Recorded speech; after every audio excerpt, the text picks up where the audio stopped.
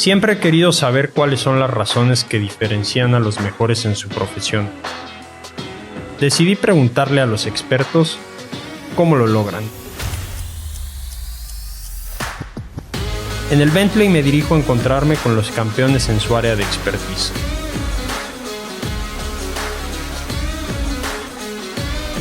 Me llamo Iñaki de la Parra y este programa es Negocios en Bentley. Hoy te platico de Amancio Ortega Gaona, el cofundador de Inditex.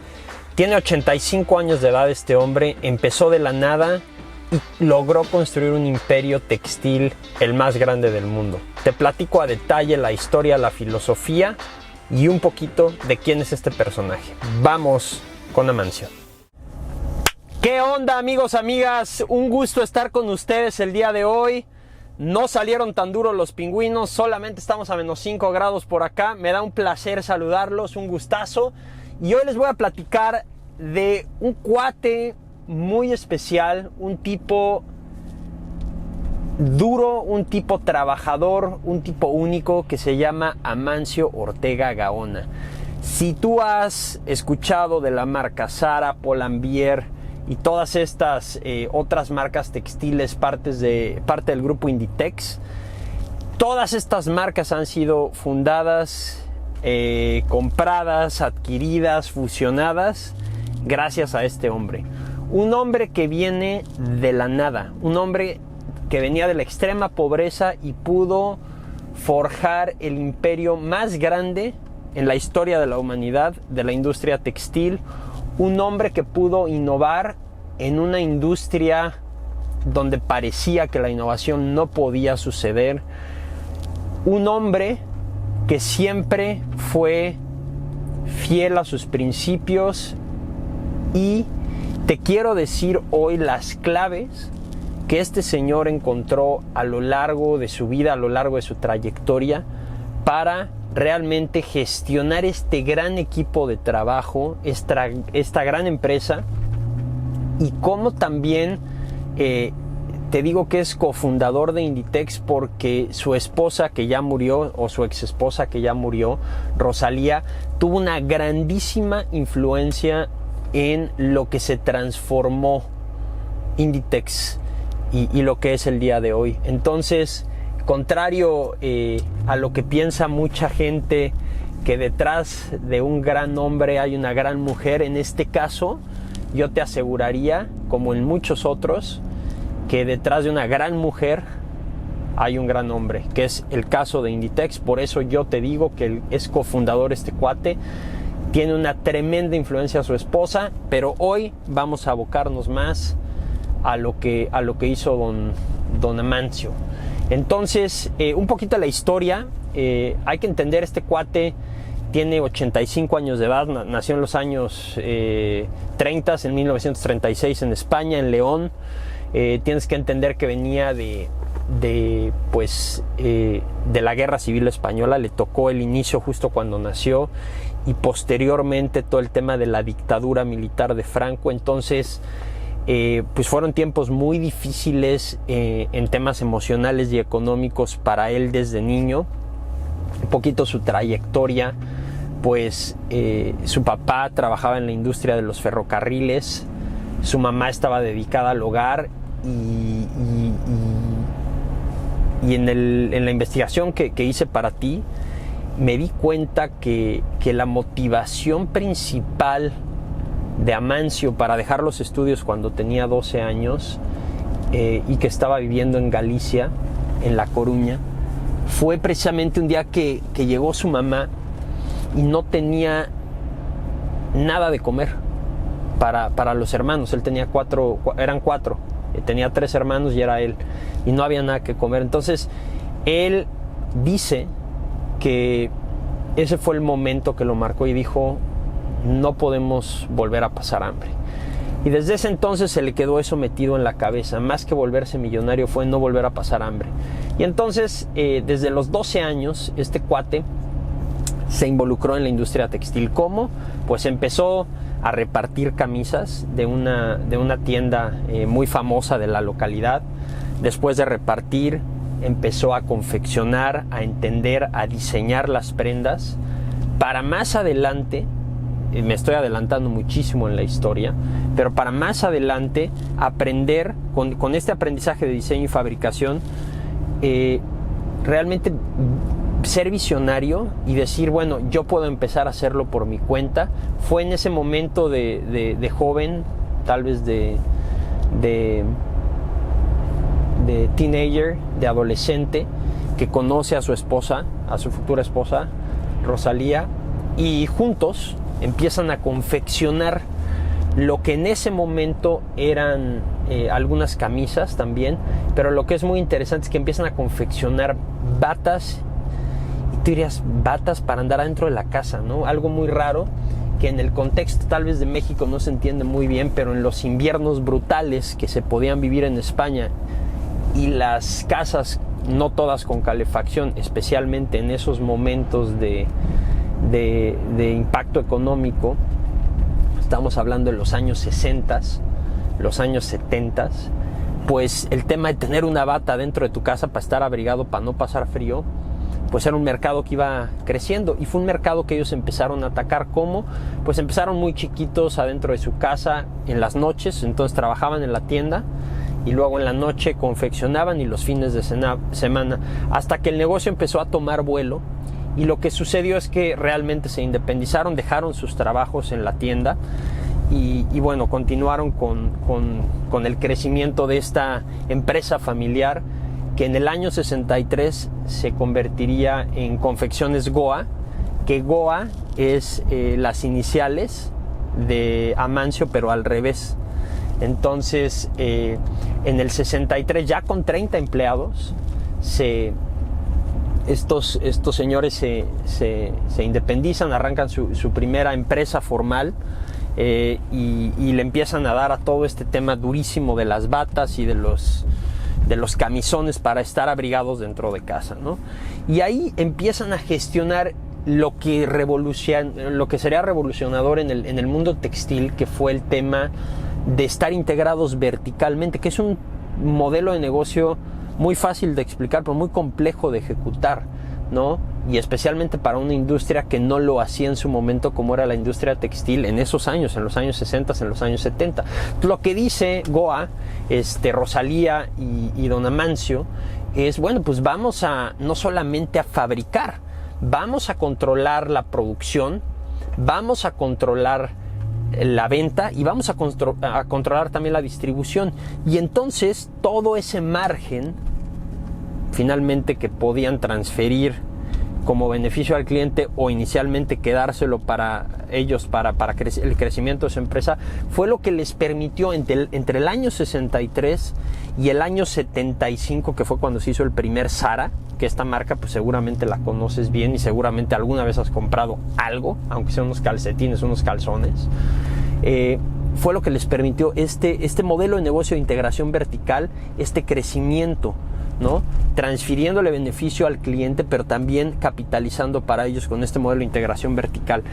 Y era algo muy revolucionado en su momento. ¿Por qué? Porque ellos realmente pues no eran diseñadores. O sea, tienes que entender que la industria del fashion, que la industria textil, viene mucho del tema del diseño y del tema de la marca. Ellos no tenían ni marca ni diseño, pero estaban integrados verticalmente y entendían muy bien a su cliente. Y cuando nos metamos un poquito a la filosofía de Amancio, vamos a entender por qué el cliente es tan importante, y este conocimiento, esta brecha entre el productor, distribuidor y comercializador la supo pues cerrar muy, muy eficientemente. Entonces, sin dejar de ser fabricante, se pudo convertir en comercializador y en distribuidor al mismo tiempo.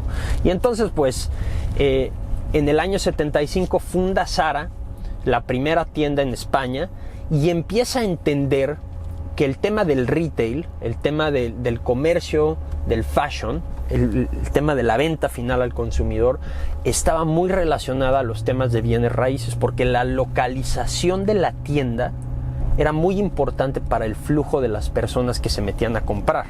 Entonces fue cuando empezó también a entender que su negocio no solamente se iba a limitar al tema de fabricación, distribución y comercialización, sino también tenía que tener los bienes raíces adecuados para capitalizar la venta. Entonces empezó a entender el modelo de negocio en algo todavía más global, más integral, y en los años 70 y los años 80 fue donde él realmente se parte el lomo junto con su mujer, trabajando de sol a sol.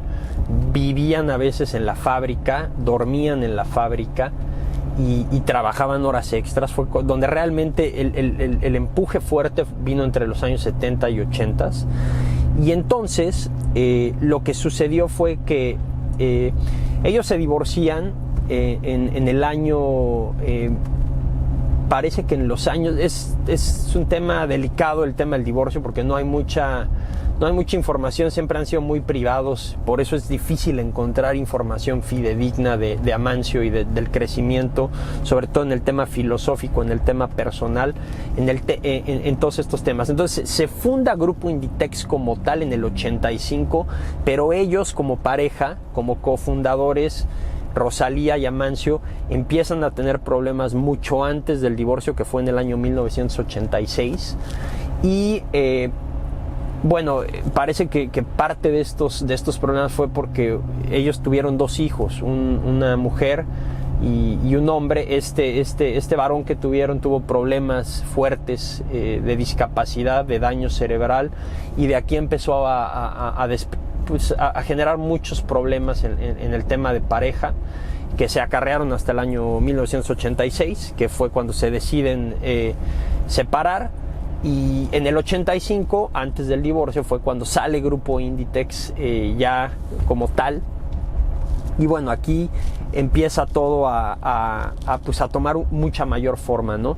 Inclusive algo muy interesante de esta historia, de este hombre, es que en el año 80 los temas de tecnología, digitalización, los temas computacionales no era algo como lo que vivimos hoy en día, donde se da por sentado. Amancio, desde esos momentos, desde mediados de los 80, visualizó que para su integración vertical y el modelo de negocio, competitividad, innovación que él visualizaba, sobre todo en el tema de la cadena de suministro, iba a ser fundamental el tema de tecnología, el tema computacional, e incluso a José María Castellanos, que sería su primer director ejecutivo, era un especialista en esta área, porque Amancio dijo: necesitamos súper especializarnos. Y digo, si nos aventamos a hoy, Grupo Inditex tiene un centro de control en España fenomenal, desde donde controlan en tiempo real cadena de suministro, producción, planeación, venta, almacenes, todo. Eso no se hizo hoy. Eso se empezó a hacer desde los 80s, desde mediados de los 80s. Entonces, la visión de este señor fue fenomenal, sobre todo en el tema de supply chain, en el tema de cadena logística. Y esa integración vertical, esa brecha la supo cerrar muy bien. Pero bueno, lo que sucedió después de eso fue, empezó la internacionalización de la empresa. En el año 88 salen al mundo, salen fuera de España con su primera tienda en Portugal, y de ahí empieza a escalar como loco esto, ¿no? Los años 90 fueron realmente la expansión brutal de Grupo Inditex. Hubo muchas adquisiciones y un crecimiento acelerado tremendo, ¿no? Y lo que va a suceder en los años 2000 es cuando salen a bolsa en el año 2001. Amancio empuja durísimo para salir a bolsa, y en 2001 hacen su IPO, salen, levantan un montonal de capital, como 7,000 millones de euros, 9,000 millones de euros, 7 o 9 millones, sí, fueron 9,000 millones de euros, lo que representaba en ese momento el 26% del valor de la empresa. Entonces, esto fue brutal, ¿no? Y los años 2000 fue donde todo el tema financiero de la empresa, del grupo Inditex, empezó a levantar durísimo. En el 2004 ya estaban en más de 55 países, tenían más de 2,000 tiendas. Después, en el 2008, duplicarían, tan solo en 4 años, ya de 2,000 tiendas pasarían a 4,000 tiendas.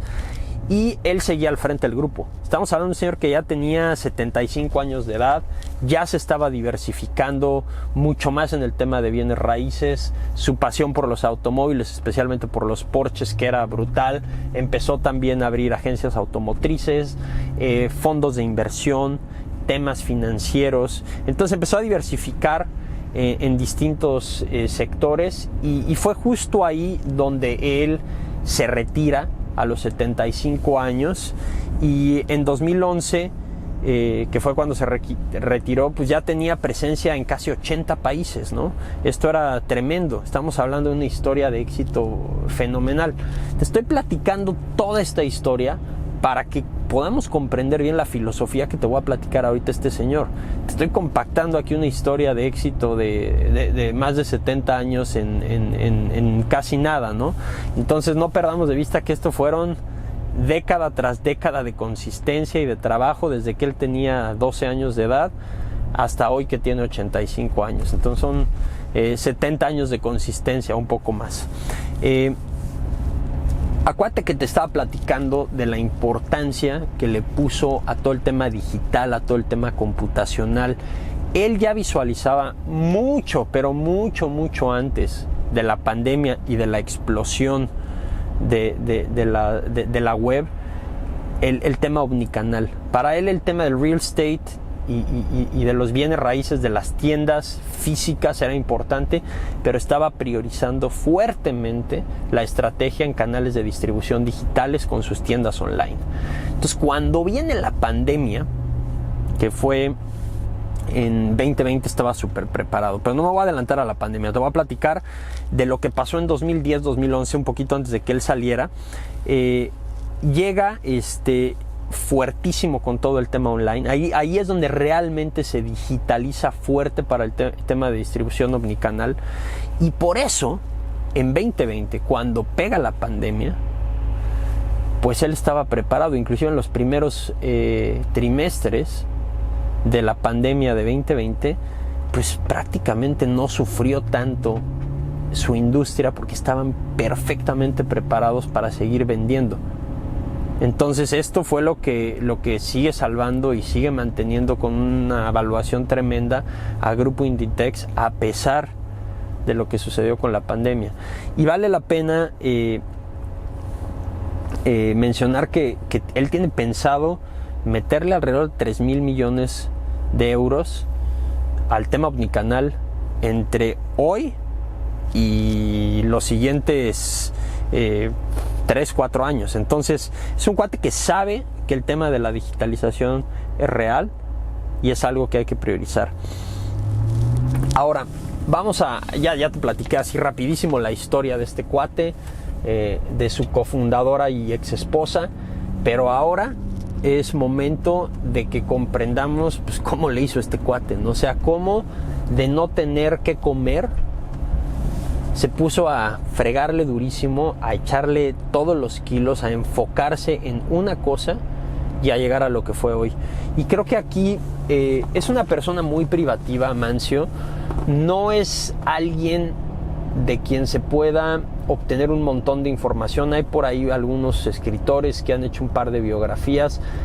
A mí en particular me fue difícil encontrar cosas de calidad que fueran reales de él, porque no es un hombre público, es alguien que cuida mucho su privacidad, mucho su tema personal, mucho su tema familiar, y es un cuate retraído, es un cuate muy humilde, no tiene grandes expectativas de convenciones, de juntas de consejos, de eventos sociales. No le gusta todo este rollo, esta faramaya, ¿no?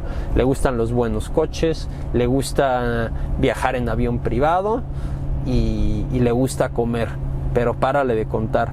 No es un cuate que tenga casas, mansiones, millones de yates, millones de coches, no. Es un cuate relativamente sencillo y privativo, pero él tenía claro, y lo menciona en alguna de sus conversaciones, en alguna entrevista que le hicieron, que él no se iba a hacer rico trabajando para alguien más. En algún momento de su juventud se da cuenta de eso y dice: me tengo que independizar. Entonces esa parte de emprendedor duro, ahí la tenía de hueso colorado y sin miedo al éxito se salió a la calle, se salió a trabajar y a partirse el lomo, ¿no?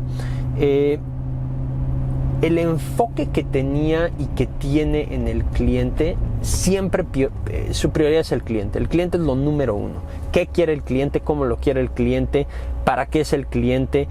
Y bueno, esto evidentemente, si tú analizas lo que hace Zara, por ejemplo, pueden estar rotando una colección completa en 15 días. Que tú dirías, bueno, no es tanto. En el contexto de la industria del fashion, donde normalmente una tienda compra colecciones 6 meses antes de que salgan, Zara está tan cerca del consumidor y su cadena de fabricación y suministro es tan sólida, y de distribución evidentemente, que en 15 días puede darse cuenta si las cosas que se están desplazando son las que quiere el consumidor, o necesita cambios, o necesita ofertas, si es el precio adecuado, si es el diseño adecuado.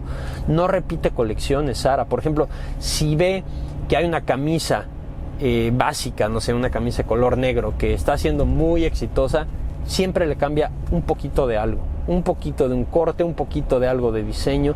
Siempre está haciendo innovaciones. No es una empresa estática, pero está muy cercana a su consumidor en términos de diseño y en términos de precio, pero también en términos de reacción, de tiempo. O sea, en friega reacciona.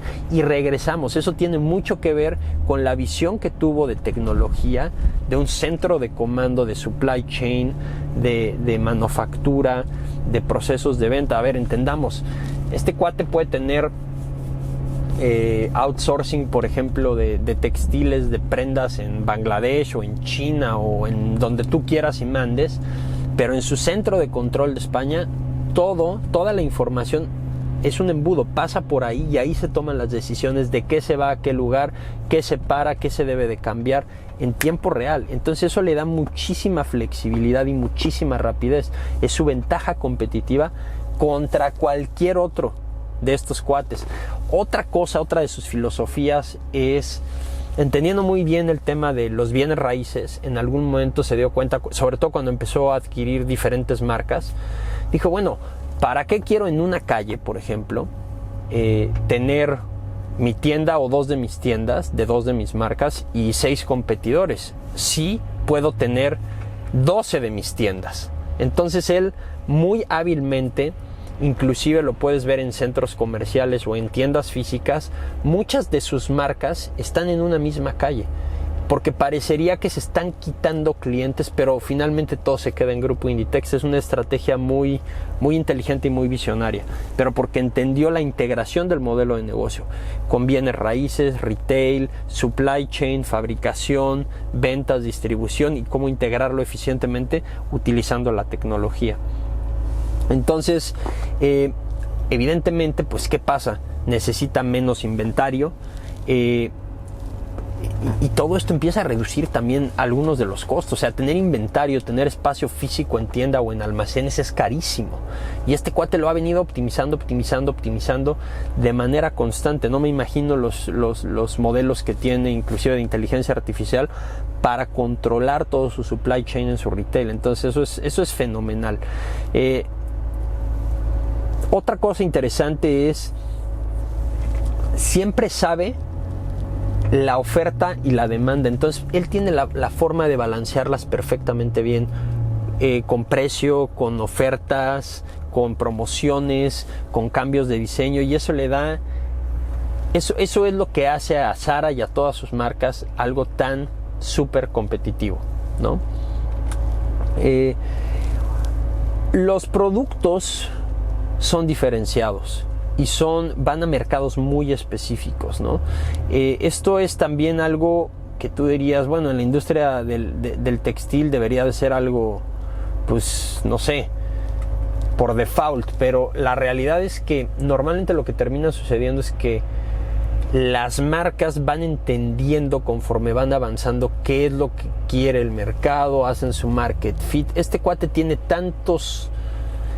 tantas marcas que se compiten entre sí, que se complementan entre sí, pero que al final de cuentas están concentradas en su grupo. Entonces puede hacer un cash-in de cualquiera de ellas, ¿no? Eso es súper interesante. Es una persona observadora, humilde. Tengamos en cuenta que este cuate no terminó ni la primaria. Olvídate que hizo una maestría, un doctorado. No, o sea, es alguien muy pragmático. Es alguien que observando, viendo y analizando, con la inteligencia y la experiencia, fue desarrollando todas estas visiones de negocio.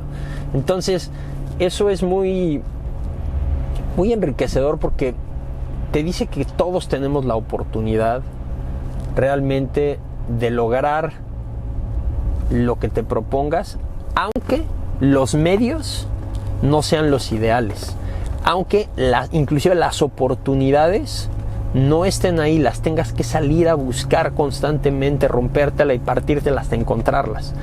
Él no tenía la oportunidad, él salió a buscarla. Entonces es un buscador de oportunidades. No era un gran diseñador, no tenía unos procesos de manufactura fenomenales, empezó en su casa. Tampoco es un fiel creyente de la publicidad, ¿no? Es un fiel creyente del cliente, del poder del cliente, y él está así escuchando constantemente qué desea el cliente, qué quiere el cliente, qué precio quiere el cliente, qué diseño quiere el cliente, y todo eso, esa cercanía es la que sabe apalancar a su negocio. Esa visión comercial diversificada, bueno, ya te lo dije, está claro, ¿no? O sea, esa visión de por qué tener una tienda en una calle si puedo tener 12 tiendas es fenomenal, ¿no? Podría sonar un poco soberbio, pero es una visión comercial muy interesante, de adueñarse del mercado y de competirse, pero con puras tiendas del mismo, que finalmente pues va a generar una utilidad solamente para él o para su grupo. Pues, ¿qué te puedo decir? El crecimiento que ha tenido Grupo Inditex, hoy estamos hablando ya más de 170,000 empleados y estamos con más de 1 millón de personas de empleos indirectos. Entonces la cantidad de personas empleadas en la industria de Grupo Inditex es brutal, es gigantesco. Entonces esa parte también y constantemente sale a relucir de Amancio y de su ex esposa, de generar empleos, de generar beneficio social, de estar cerca de sus empleados. Amancio siempre conoce de primer nombre a la gente con la que colabora de manera cercana, inclusive vivía en la fábrica mucho tiempo, era alguien cercano. Habla de liderazgo, cuando lo escuchas hablar de liderazgo, habla de liderazgo como algo que no puede suceder sin un equipo genial de personas. Cuando le dicen cómo lo logró con la gente, lo logró con su esposa inicialmente, con sus hermanos, con sus cuñados, con sus amigos, con sus empleados, y esto fue creciendo. Él te lo dice, no puedes generar algo de tanto valor humano y económico solo. Entonces el liderazgo, él lo explica como la capacidad de concentrar talento y de jalar todos para un mismo lugar. Y esa parte muy humana, porque es una persona muy humana de Amancio, lo hace relucir como un líder que hace lo que dice, que predica con el ejemplo, que es donde muchos empresarios y muchos emprendedores se quedan. Entonces eso es algo muy interesante también de Amancio y algo que le podemos aprender. Ahora bien, voy a retomar un poquito el tema de su esposa. Cuando se divorcian, Rosalía empieza a dedicarse al tema social, y queda claro que tanto Amancio como Rosalía eran personas sumamente enfocadas en ayudar a la gente y en las causas sociales. Rosalía mucho más en temas de educación, y Amancio con temas de combate al cáncer, pero brutales en España. A él lo definen como un español de hueso colorado. O sea, inclusive cuando se le hizo su propuesta para salvar o para realmente ahorrar muchísimos impuestos, moviendo parte de sus empresas y haciendo un holding en Holanda, que es lo que hacen muchas empresas de todo el mundo, porque Holanda de cierta forma es un paraíso fiscal. Él dijo: no, señores, yo soy español y yo pago mis impuestos aquí, y prefirió quedarse en España con Grupo Inditex y pagar los impuestos para que se trajeran los beneficios en España y no en Holanda. Entonces es una persona con ciertas convicciones, no solamente persiguiendo la parte monetaria, que creo que también eso te da mucho valor como persona y como empresa inclusive. Al final eso te termina impactando positivamente con tus inversionistas, y lo ves hoy en la acción de lo que vale Grupo Inditex y sus valuaciones. Entonces es una persona que no se ha dejado llevar únicamente por los temas de lujos, high society. Está en contacto con la realidad, ahora inclusive con todos los temas que existieron de la pandemia en España, que te acuerdas, o sea, cuando empezó todo este desastre, Italia y España eran como las ollas de presión, ¿no? Cuando en México todavía no nos pegaba el tema del COVID, o se escuchaban cosas, pues ya se estaba muriendo gente en España, se estaba muriendo gente en Italia, y fue delicado. Entonces, en ese momento, lo que hizo Amancio, con todo este conocimiento que tiene del supply chain, con todo este conocimiento que tiene de la logística, con todo este dinero que tiene evidentemente, él ideó sistemas para apoyar al gobierno español, y de él, de su dinero, meterle a temas logísticos, meterle a temas médicos para subsanar estos temas por los que estaba pasando España en esos momentos y que sigue pasando el día de hoy. Entonces, ¿qué te digo? Un líder emblemático, un líder que empezó de la nada, un emprendedor de hueso colorado, alguien que revolucionó el mundo textil, que no era nadie hace 50 años y hoy es el grupo número uno textil del mundo. Inclusive en momentos ha valido más que bancos españoles como Santander. Un grupo textil inimaginable. Ese es Amancio, y espero que te haya gustado mucho la conversación del día de hoy. Porfa, déjame comentarios, déjame likes. Es muy importante que compartas conmigo si esto te está dejando algo, si no. Si quieres que te platique de alguien en específico, alguien que sea difícil de encontrar en YouTube, en Google, escríbemelo, me pongo a investigar y lo comparto contigo. Te agradezco tu atención y porfa, suscríbete y dale like. ¡Wow!